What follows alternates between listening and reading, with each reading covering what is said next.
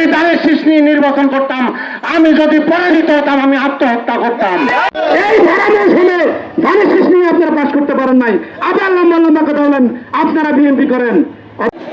আগুন দিয়ে খেলা করবেন না, আমরা আগুনের চাইতে বড় কঠিন। কারণ দীর্ঘ 17 বছর আমরা আগুন নিয়ে খেলা করেছিলাম, সেই আগুনে জলে পড়ে আজকে এখানে আসছি আমরা। আওয়ামী লীগের দোষর পরিত্রাণের অতি হেলাল, সেই আওয়ামী লীগের দোষর আমরা মাননীয় চাই। এই প্রশাসন বিগত 17টি বছর এই জনগণের উপর বিভিন্নভাবে অন্যায় অত্যাচার করেছে। আপনারা জানেন এই প্রশাসনে কিন্তু 5ই আগস্ট তৈরি করেছে বাংলাদেশে। তাই আমি এই প্রশাসনের প্রতি উদাত্ত আহ্বান থাকবে,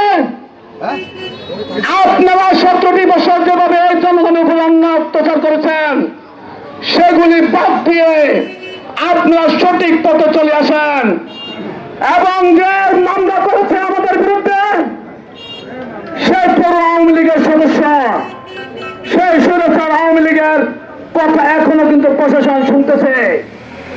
আর যারা মামলা করেছে তারা বলতেছে আমার নেতা নাকি বহিষ্কার, আর আমার নেতা আলাদানি হান্নান সাহেব সরকার হয়তো দেশ আমাদের প্রধানমন্ত্রী একটা ক্রাইটেরিয়াতে তাকে বহিষ্কার করেছে। আপনাদেরকে বলে দিতে চাই, যদি দেশনাথ তারেক রহমান ওনাকে পাশে না রাখতো তাহলে সংসদে কেন ওনাকে নিয়ে সংসদ অধিবেশন করে। আমি আপনাদেরকে আরো বলে দিতে চাই যে 7 জন স্বতন্ত্রের ভিতরে 6 জন স্বতন্ত্র প্রার্থী দেশনাথ তারেক রহমানের কাছে বহিষ্কার প্রত্যাহারের কাগজ জমা দিয়েছে এবং তারেক সাহেব তাদেরকে কথা দিয়েছে শুধু অল্প কিছু সময় তাকে দেওয়ার জন্য, অল্প কিছু সময়ের মাধ্যমে উনি কিন্তু বহিষ্কার প্রত্যাহার করবে। আমার নেতাকে বলে দিতে চাই আপনারা মন খারাপ করবেন না, আমার নেতাকে দেশনাথ তারেক রহমান দিনের বেশি বরণ করবে ইনশাআল্লাহ। আমি আর একটি কথা বলতে চাই, আপনারা শক্ত অবস্থানে থাকেন। এই প্রশাসন যদি কোনো আমাদের বিরুদ্ধে কোনো বিএনপির বিপক্ষে যদি ওনারা যায় তাহলে ওনাদেরকে কিন্তু প্রত্যাহার না, ওনাদেরকে এখান সার্কি থেকে চাকরিচ্যুত করতে হবে। আমাদের সরকার প্রধানমন্ত্রীর কাছে আমাদের আহ্বান হবে। এই আশাবাদ ব্যক্ত করে সবাইকে ধন্যবাদ জানিয়ে আমি আমার বক্তব্য শেষ করছি। বিসমিল্লাহির রহমানির রহিম।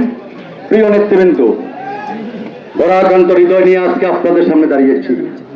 প্রিয় নেতৃবৃন্দ, আপনারা জানেন বিগত 17 বছর আমরা সরাসরি বিরুদ্ধে আন্দোলন করেছি, জেল কেটেছি, হামলা করেছি, কিন্তু 5ই আগস্টের পরে আমরা মনে করেছিলাম দেশটা স্বাধীন হয়েছে, কিন্তু দেখতে পাচ্ছি কি দেশ স্বাধীন হয়েছে কিন্তু পরিত্রাণ স্বাধীন হয় নাই।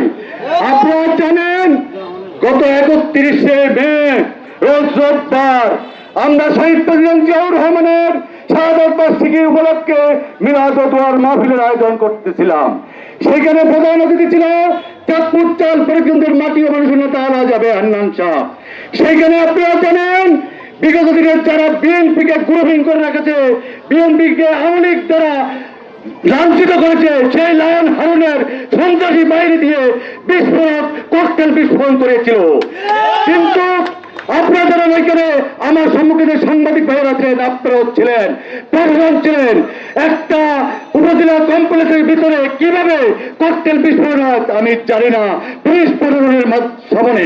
প্রিয় নেতৃবৃন্দ, আপনারা জানেন তারপর সেই আওয়ামী লীগের দোসর বঙ্গবন্ধু সমাজ কল্যাণ পরিষদের আজীবন সদস্য লায়ন হারুনের দোসর ফরিদগঞ্জ পৌর আওয়ামী লীগের সদস্য আবুল খায়েরের বাদী হয় আমাদের বিএনপির যুবদল ছাত্রদল ছাত্রদল দলের নেতৃবৃন্দর নামে একটি মিথ্যা মামলা করেছে।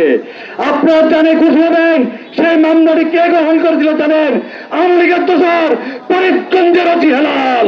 সেই আওয়ামী লীগের দোসর আমরা মাননীয় এসপি মহোদয়ের কাছে বলবো যে আপনি অতি বিলম্বে তাকে চাকরি করে বিভাগীয় তদন্ত করে আইনের আওতায় আনবেন। কিভাবে এখন আওয়ামী লীগের দোসর পর্যন্ত রয়ে গিয়েছে, তাই আপনাদের কাছে উদাত্ত আহ্বান থাকবো যে পর্যন্ত আমাদের এই মামলা বিভাগীয় তদন্ত করে প্রত্যাহার করে না হবে সে পর্যন্ত রাজপথে আমরা আন্দোলন করে যাব। প্রিয় নেতৃবৃন্দ, আমরা ফরিদগঞ্জ উপজেলার নির্বাহী কর্মকর্তা শেখু কুমার রায় এবং চাঁদপুর জেলা ডিসি মহোদয় এবং এসপি মহোদয়ের উদ্দেশ্যে আমি দুটি কথা বলবো। সেগুলো হলো, যদি আমাদের এই মামলা এবং এই আওয়ামী লীগের দোষর আবুল খায়েরকে গ্রেপ্তার করা না হয়, 48 ঘন্টা সময় দিলাম, 48 ঘন্টার ভিতরে যদি গ্রেপ্তার না করা হয় তাহলে কঠোর আন্দোলনে আমরা যাব, আমরা কঠোর আন্দোলন যাব। আপনারা প্রস্তুত থাকেন, আমরা ইনশাল্লাহ আপনাদেরকে নিয়ে যেইভাবে 5 তারিখে দেশ স্বাধীন করেছিলাম পরিবহন দালাল মুক্ত করব করব করব এই আশাবাদ ব্যক্ত করে বিদায় নিচ্ছি। বিএনপির পরাজিত প্রার্থী যে তার নিজের কেন্দ্র জামাতের কাছে হেরেছেন, সেই বিএনপির হারুন মুষ্টিময় কয়েকজন সন্ত্রাস বাহিনী দিয়ে ওইখানে বোমা বিস্ফোরণ করিয়েছেন এবং আমাদের নিরীহ নেতা কর্মীর উপর আক্রমণ করিয়েছেন। হারুন বিএনপির জোয়ারের সময় আমি যদি দাঁড়ের শীষ নিয়ে নির্বাচন করতাম, আমি যদি পরাজিত হতাম, আমি আত্মহত্যা করতাম। আপনার যদি কিঞ্চিত মাত্র উচ্চাবোধ থাকে, আপনি ফরিদগঞ্জে কয়েকজন সন্ত্রাসী এবং বাবা খতিয়ে রাজনীতি করতে পারবেন না। আরেকটা কথা বলে অতি কালাম, আপনার বিরুদ্ধে আমাদের কাছে অনেক অভিযোগ আছে।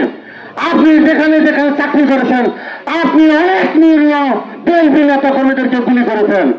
ফরিদগঞ্জে আপনি আর সেনাগিরি করবেন না। আপনার নেতা আছে, আমি মাননীয় এসপি মহোদয়কে বলবো, আগামী 48 ঘন্টার মধ্যে অতি হালালকে যদি প্রত্যাহার করা না হয়, আমরা ফরিদগঞ্জের সাধারণ মানুষ নিয়ে আন্দোলন করব। অফিসকে অবিলম্বে প্রত্যাহার করে এবং এখানে একজন ভালো অফি দাবি দেবেন এবং প্রত্যাশা করি। এবং অতি হালাল, আপনি যদি আওয়ামী লীগ করতে বিগত দিন আওয়ামী লীগ করেছেন, সামনে দিকে আওয়ামী লীগ করবেন, আপনি শেখ হাসিনার সাথে ইন্ডিয়াতে আওয়ামী লীগ করেন। এই ধারণা শুনে ধানের শীষ নিয়ে আপনারা পাশ করতে পারেন নাই, আবার লম্বা লম্বা কথা বলেন আপনারা বিএনপি করেন। অতএব ফরিদগঞ্জের মানুষ কারা বিএনপি করছে, কারা বিএনপি করে, ফরিদগঞ্জের মানুষ চিনে বলেই 12 তারিখে সেটা রায় দিয়ে দিয়েছে। অতএব আপনারা বেশি বিএনপি শাস্তে যাবেন না। প্রশাসনকে আমি আবারও উদাত্ত আহ্বান জানাবো, বিনয়ের সাথে আপনাদেরকে বলবো, নিরপেক্ষ থাকেন। আওয়ামী লীগের তো সরকার কোনো পক্ষ অবলম্বন করিয়েন না, তাহলে পরিস্থিতি ভালো হবে না। আমাদের এমপি মহোদয়ের উদারতাকে আপনারা দুর্বলতা মনে করিয়েন না। আমরা উদারতা দেখাচ্ছি, কিন্তু একটা সময় যখন চলে আসবে, পিঠ যখন দেয়ালে ঠেকে যাবে, তখন কিন্তু আমরা কাউকে ছাড় দেবো না। অতএব সাবধান। আমরা আর কিছু বলতে চাই না।